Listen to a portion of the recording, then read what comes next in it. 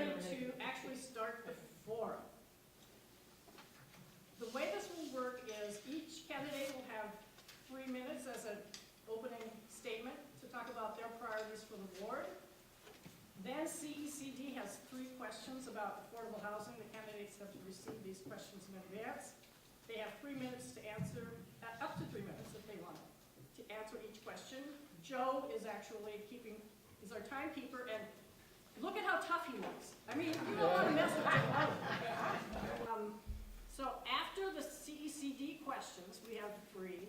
The audience is going to ask questions, but the way we're going to do this is you've all got cards, so as you think about affordable housing or whatever else you want to know about afford issues, write them down. We've got our facilitators, David and Dixon. So hold up your card, and whenever you have a card, hold it up, and they're going to try to combine all the questions and ask them in a kind of a rational fashion. So that's it for me, and I will turn it over to Alderman Hairston and followed by Gabriel. Good morning. My name is Leslie Hairston. I'm the Alderman of the 5th Ward. I'm running for re-election, and I'm asking for your support today. Since taking office in 1999, I've been a fierce advocate for the communities of Woodlawn, Greater Grand Crossing, Hyde Park, and South Shore, where I've lived my whole life, not just a few years. My platform is revitalize, reinvest, and rebuild. Things that I've already done are the Stony Islands Art Bank. I took it from the wrecking ball and made it a cultural activity hub on the south side. And it continues to grow, expand, and flourish. Went to a neighbor to ask them to please invest in our own community. And they had done a lot of development around the city, and I said, why not reinvest in South Shore? And so the long-standing Urban Partnership Bank, formerly the South Shore Bank, is now being turned into an entertainment center with 7 big screens, bowling alley, and a restaurant. Many of you know that we've had issues with the grocery store, and I am happy to say that we closed on that grocery store on Thursday. And yes. And this is not just any kind of grocery store, it's a full-service grocery store. So we will have the halal meats, we will have a wine bar, we will have a fireplace, we will have hot and cold foods, we will have indoor and outdoor dining. And I'm really pleased with this because we were able to use TIF money in order to do this, and this is actually the way that TIF money should be used. So I'm happy that we were able to do that. You know, I look at what I've done in Greater Grand Crossing, and it has been a complete transformation of the community. We took all the vacant lots there, or several of the vacant lots, and we were able to create affordable housing. And not only did we just do that, but we worked with the neighbors. We went door to door asking people, what is it that you wanted to see in your community, and will you help us do this for you? And so what we were able to do is we were able to help them become financially literate.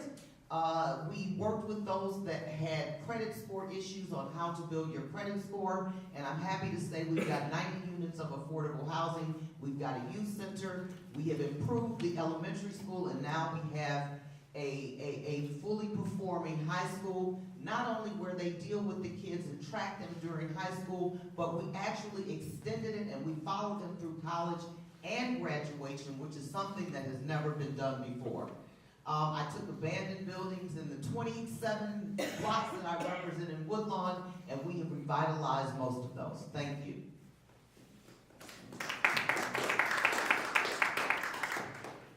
Good morning. Good morning. My name is William Calloway, candidate for Alderman of the 5th Ward. I'm a community organizer, South Shore resident.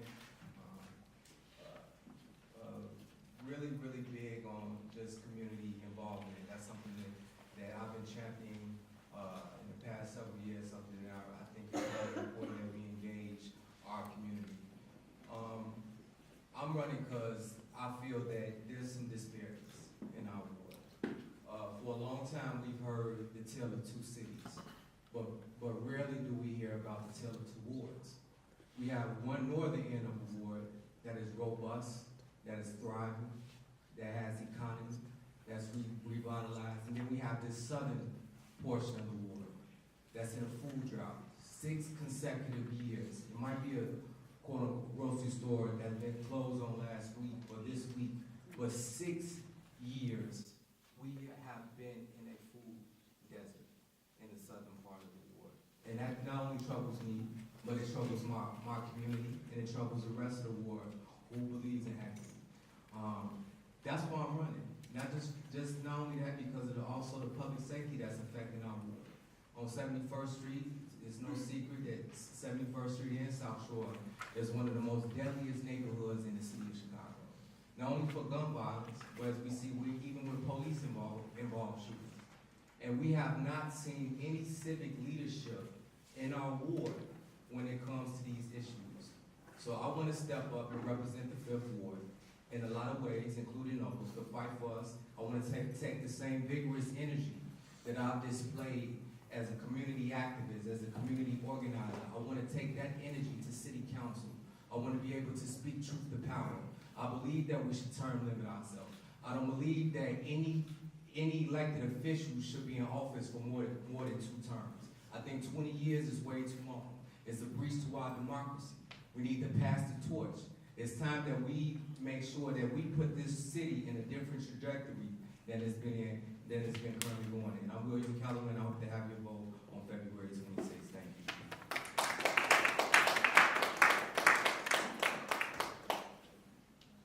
Good morning, everybody.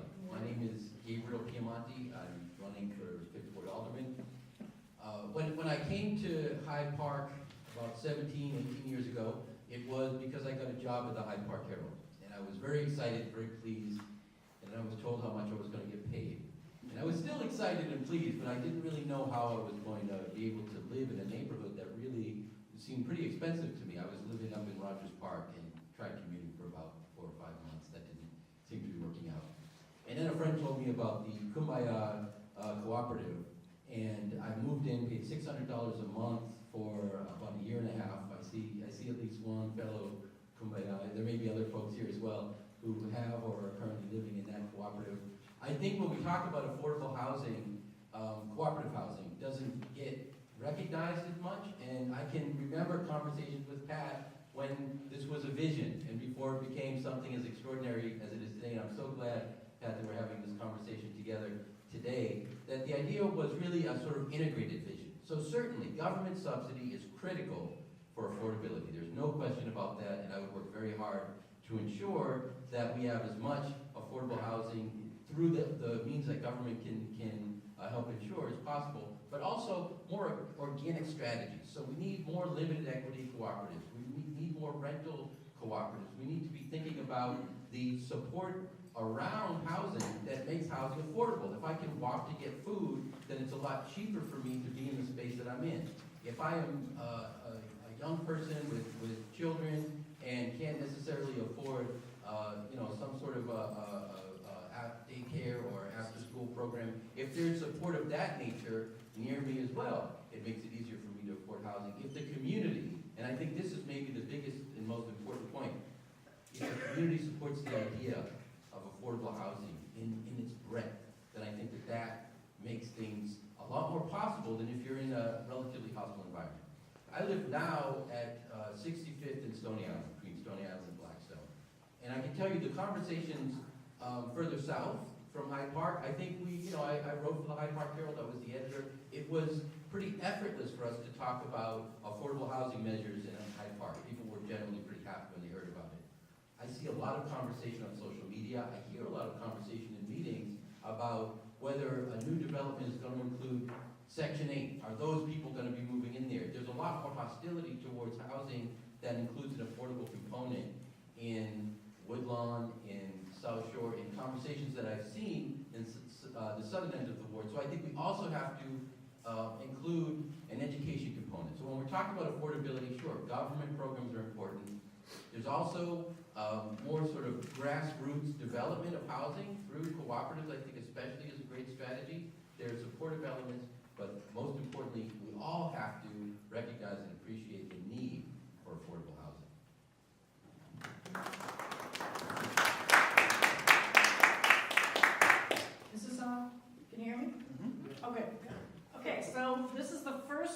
of the CECD 3 questions posed to each candidate.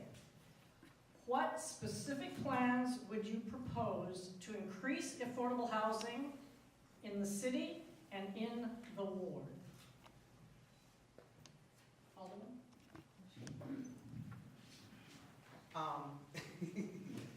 You know, I have done that. I supported the ARO. There are some changes that I would make. I would take away the 2-mile radius where they could put it somewhere else, because what we're seeing in the city is that they're going way further away than they should be, and we should make it within 1 mile. You know, I just talked about the affordable housing that I did in Greater Grand Crossing. I think that you've already mentioned the stuff that we've done in Solstice on the park. I think it's important to work with the community to make sure in some of the neighborhoods, such as South Shore, we have to focus on stabilization. South Shore, as everybody is aware, was the #1 relocation spot for public housing when they tore down the public high-rises, and so we have been working over the years to make sure that the neighborhood is stabilized. When it comes, I'm a firm believer, we need to talk about investment. Not only was South Shore the #1 relocation site for when the projects was knocked down, but South Shore is also the #1 community for evictions. And that's something that's not talked about. Our neighborhood is the leading neighborhood out of all 77 neighborhoods in the city of Chicago, leads the city in eviction. Also, we need to talk about investment from the Chicago Housing Authority. Julian Castro, he was the former secretary of HUD. He said that CHA was sitting on too much money, that they was not investing their surplus into the community. And that is a problem. And I think that not only does that reflect the mayor's leadership, and also the incumbent as well, who has voted 100% with the mayor, but we need to understand that we need somebody in city council that's not only gonna fight for our community, but be an advocate when it comes to CHA. The man CHA put more investment in our community. I'm a product of Section 8. I grew up on Section 8. I understand the importance of public housing and affordable housing. And that's something that we need to make sure that is equal for everybody. So to answer that, I just believe that we need to fight for more investment, especially tap into the surplus that the Chicago Housing Authority has.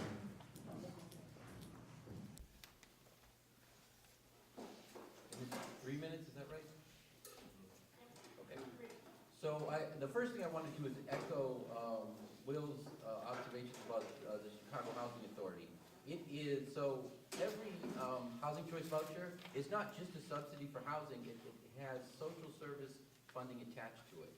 And there are hundreds of millions of dollars that Rahm Emanuel, through his connections, has been able to sit on beyond the point where there is accountability for what happens to that money. Some of it's been used to help to cure the CHA pension crisis, which I think is an inappropriate use of that money.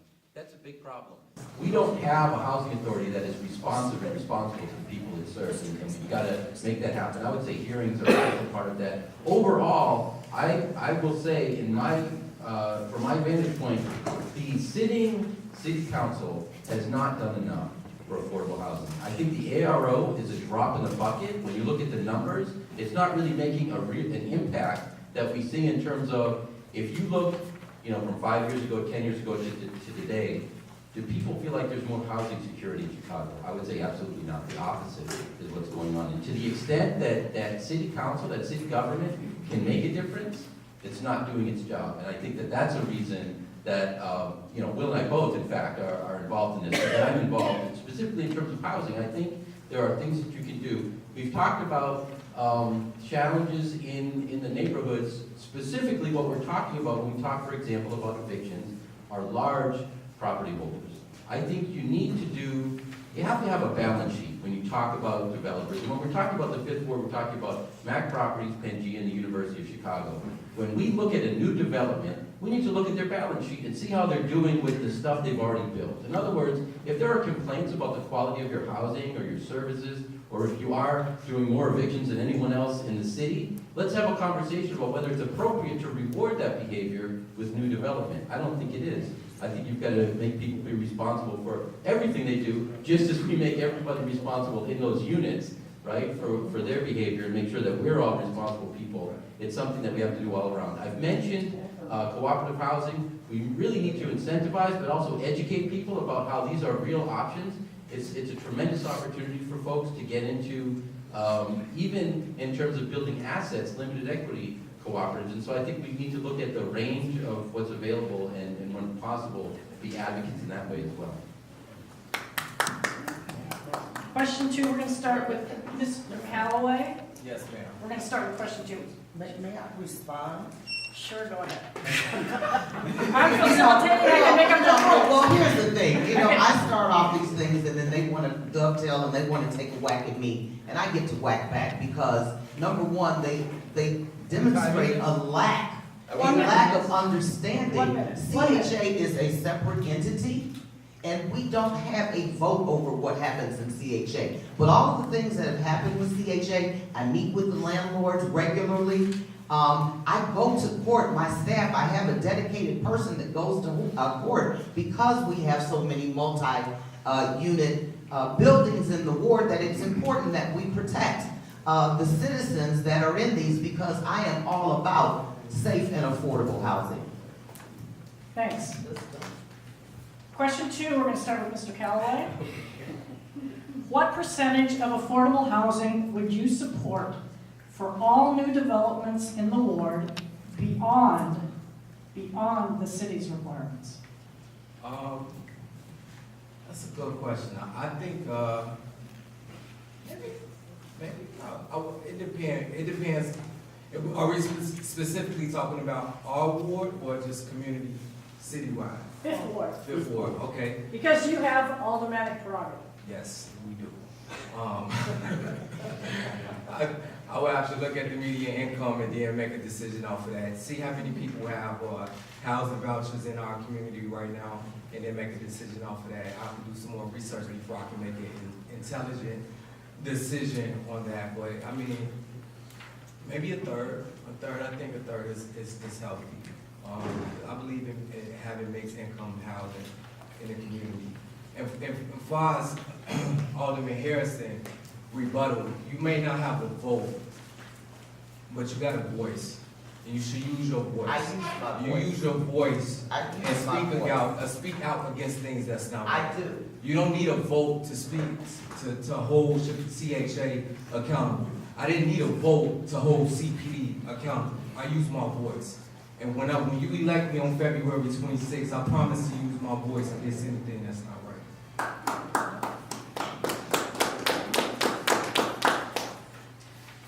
So I think the percentage is hard to come up with unless you're talking about a specific development. But I would agree that you can, in any case, you can do a third affordable housing. That's something that's achievable. We've seen it all over the city. So I think you could certainly make that happen. I think you could go up to as much as a half of a property being affordable, depending on the nature of the development, without question. Beyond that number, I think the number matters, but I think the conversation that I'd like to be having is about a kind of, especially when we're talking about larger developments, a kind of community conversation around what's getting built, how it's getting built, and what's getting built around it. So I think that we have a sort of, we have a love, when we're worried about not enough density in a neighborhood, we have a love for concentrated capital. We love high rises. We love to just build a bunch of units as high up as we can. And we're told that this is going to magically transform our neighborhoods. And that doesn't happen. You've got to have a strategic approach. You've got to be not only thoughtful in how that's getting developed, but responsive to the people around you as things are getting developed. So it's important to think about these numbers, how many units of affordable, what you can put on a particular site, but also what's happening around it, and does the whole community have opportunity? I'm not going to also rebut the rebuttal, but I am going to observe that I agree that you can't, if our city council members are saying they have nothing to do with city agencies, we're in crisis. And so we need to really think about that.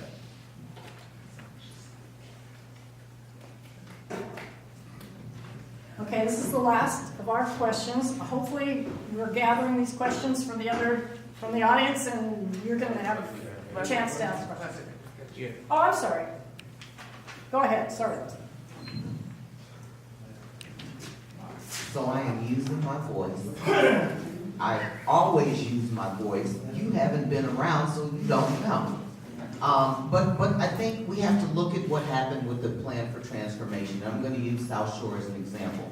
So they tore down the housing projects, and they sent people there, and then they had scattered site section housing on the same block. Then they had project-based Section 8 on the same block, and that just took what we had done this way and made it that way. I think that we look at somewhere around 30% for affordability, and we could go higher to 40%. I think when we build affordable houses, and if we look at what we've done in Hyde Park, the current ratio is not enough. Those are the units that fill up first. So that demonstrates that there is a need for more. And I think we need to go along those lines. We have to look at the definition of affordable. Are we just talking about project-based Section 8? Are we talking about median income? And I think if we have that kind of dialogue, then we can figure out what is best. But I think 30%, 40%, it needs to be raised. I will work to raise that. Even before the affordable ordinance came into being, I put affordable housing as part of the solstice, and I exceeded what the ARO did. So, we are happy to hear, as an advocacy group, that each one of you have committed, on camera, to at least a third affordable housing. Yes. Final question, we'll start with Mr. Piemonte. Assuming that rent control becomes legal in Illinois, noting that it is not legal now, just so you know, assuming that rent control becomes legal in Illinois, would you support some form of rent stabilization in the ward, and if so, what form? Gabriel? So I mentioned that I had moved to this area about 17 years ago. I'm from Boston originally. So I grew up, went to college in Boston, lived for part of my adult life in Boston. And Boston has had rent control, or had rent control for most of the time that I was there, certainly when I was a young adult. And it is an extremely important tool. And it is unfortunate that we have allowed real estate developers to stymie that. That option is critical for really securing and stabilizing what's happening. Stabilization it would be terrific for us to have an opportunity to have a whole conversation about the elements that help to stabilize rent. Certainly, having an erratic housing market, which is what we have right now in Woodlawn, doesn't help with rent control. And so I think one of the things you need to do is when you have major developments in the community or near the community, you need to have an understanding of how they're going to impact and how you're going to navigate the impact of those developments. And for that reason, I'm 100% behind a community benefits agreement for the Obama Center, because I think that when you do major development and you let the folks doing it, whoever they are, and regardless of their intentions, scale matters. There is a vacant lot at 64th and Woodlawn that 5 years ago was on the market for $20,000, and when, as part of a restoration, a nearby church approached to purchase it last year, they were told it was being sold for $160,000. They laughed until it sold, and now they're trying to build on it. We are in, at the same time as that's happening, in 2017 and 2018, we've had 150 foreclosures in Woodlawn. That's what happens before a shovel's in the ground. Just the idea of a large-scale thing happening without managed change. So that's one thing I would do to stabilize. I really am a firm believer in rent control. I think we have to look at taxes and property taxes in particular, and how they impact rent control, and if possible, how they impact stabilization, and if possible, freeze them for a period of time. I think that would be a big step in the direction, because I think people say that that's unrelated to rent, but it is directly related, because when a building owner has to pay more taxes, that goes directly to the bottom line for individual renters. They just end up paying more. So I think that those are all steps we can take. And also things, not to repeat myself, but things I've mentioned before, that context is critical. And then the last thing I'll mention, which I hope I'll have more time to talk about going forward, is planning and managing change together. So I'm an advocate for neighborhood development councils, where people have conversation around what's getting built, how it's getting built, and actually have some binding control over how, approving those things. And I think that could go a long way towards stabilizing how change happens.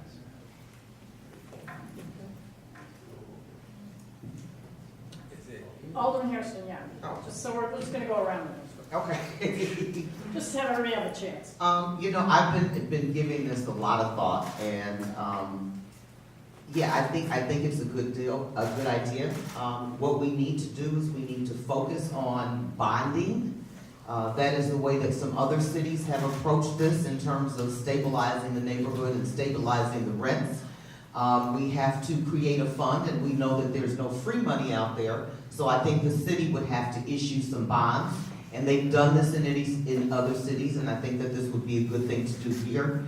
And residents have been able to do things like repairs to their homes, minor, small structural repairs, modifications, doors, windows, and this all helps to keep the rates down for the renters. So I think that we need to create a fund.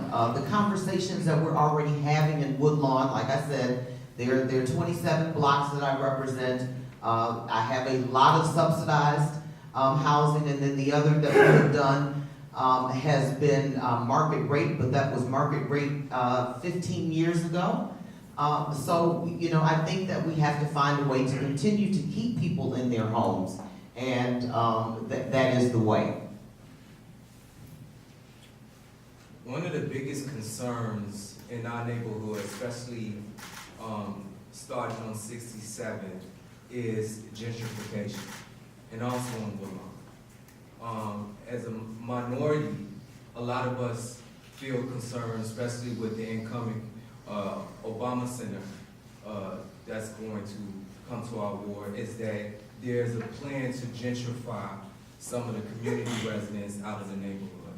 And one of the means to do such is inflation and rent. And the way that we can fight back, and the way that I will fight back, is supporting rent control.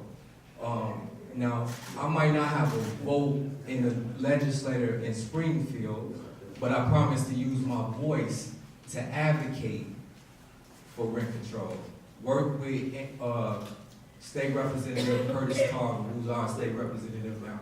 Something that we've talked about already. That's something that I think can help with stabilization in the 60615, 60649, 60637. We should freeze the property taxes.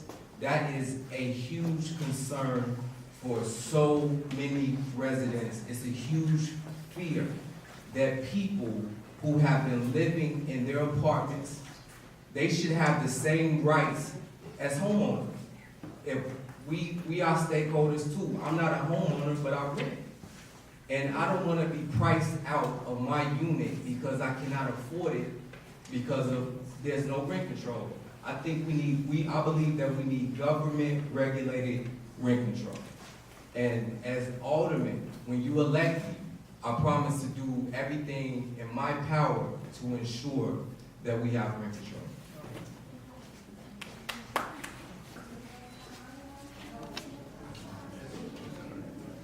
It's my question, can I ask? Yes, go ahead. Okay, so one of the things that I noticed that a lot of people run for office and don't truly know what the job is.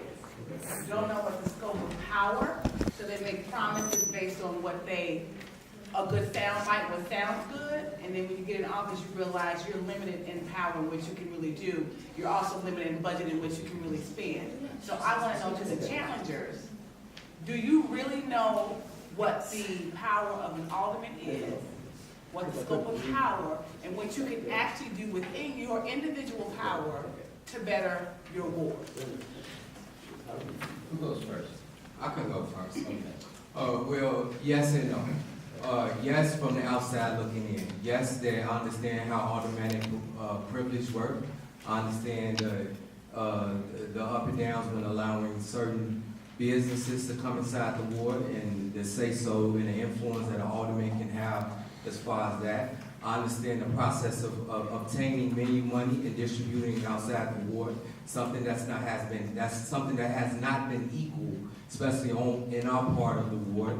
I also know about the power of votes, us voting for or against certain ordinances, the power to introduce ordinances that the community wants. So some things you're gonna learn, I might not know on this end because I'm on the outside looking in. Some things you're gonna have to learn once you get on the job. It's not a lot of transparency with this city council. It's a lot of things that we don't understand how they work because they're not transparent. We don't know where a lot of the money is going to. We don't know where these funds are being allocated to. But that's what I want to do. I want to restore integrity. I want to restore transparency. I want to restore these things that we have been lacking in the 5th Ward once I'm elected. So yes and no, I'm gonna be honest with you. Some job opportunities you won't know, but I know as far as the scope from the outside looking in, what a power of an alderman can do. And as a constituent, I feel that my alderman has been filling our community with the power that she has.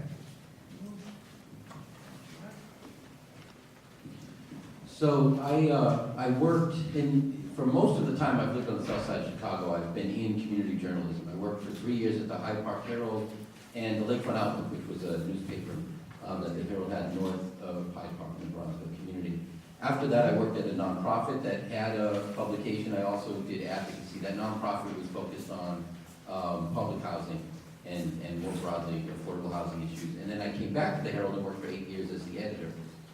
Over that period of time, in my professional capacity, you learn your job is to explain what's happening. So one of the things that you're doing on the politics side of things is if a vote is made, if a policy is introduced, if an issue comes up and is debated, maybe an advocacy group comes to the neighborhood and starts demanding something change, you have to explain the context, you have to explain what's happening. Each time that happens, we're fortunate as journalists, we can call people who would not answer a call necessarily for any random person and explain what's going on. We have the opportunity to call a politician and say, how did you get that bill passed? Or to call an advocate and say, how did you make this thing happen? And so we get an education through that process in how things work.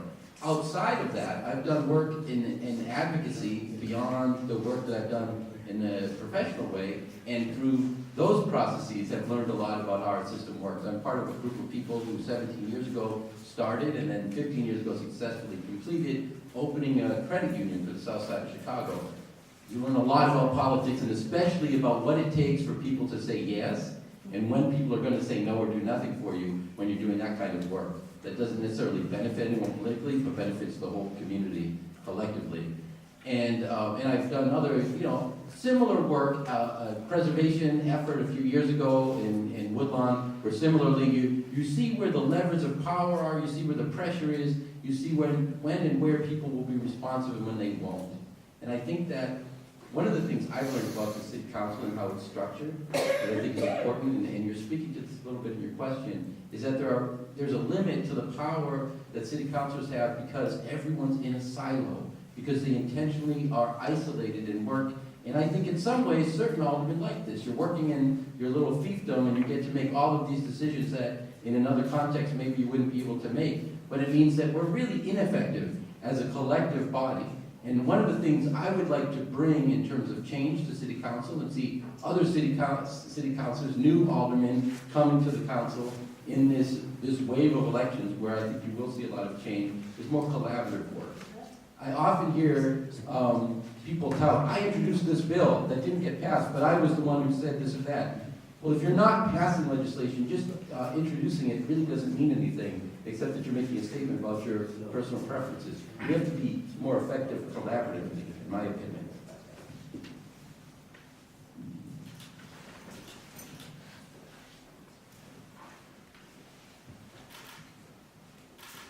You need votes to pass any legislation, and everybody doesn't necessarily agree. And while I think it was wise for me to vote against the parking meter deal, there were not enough of us to stand up. While it was wise for me to vote against the infrastructure trust fund, I did not have enough votes to go against it. While it was wise for me to vote against the speed cameras, we did not have enough votes. So whether your ideas are good or not, you have to have the votes to pass. You can't use your menu money outside of your ward, and the menu dollars are equal for every ward. The courts control evictions. Evictions are tied to jobs, and jobs come from development. And I hear everybody talking about 2 terms. There is a tale of 2 cities, but it's not within the 5th Ward, it's within the city of Chicago.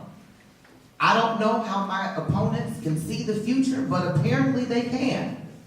They knew that Dominic's was going to close before. They knew that the housing market was going to crash and that houses would be underwater. They would know that the city of Chicago was going to lose population. They have to be able to see the future, because I had to work for 20 years to get anything done. I fought City Hall on every step of the way. I wish we could be like Back of the Yards or Lincoln Yards, where we're calling the office to say, don't vote for this, slow this project down. That's not economic development. I wait for the day when people call and say, slow this project down because we have too many projects going on. It takes a lot to get stuff done on the south side, and I will continue to be your advocate when I'm reelected.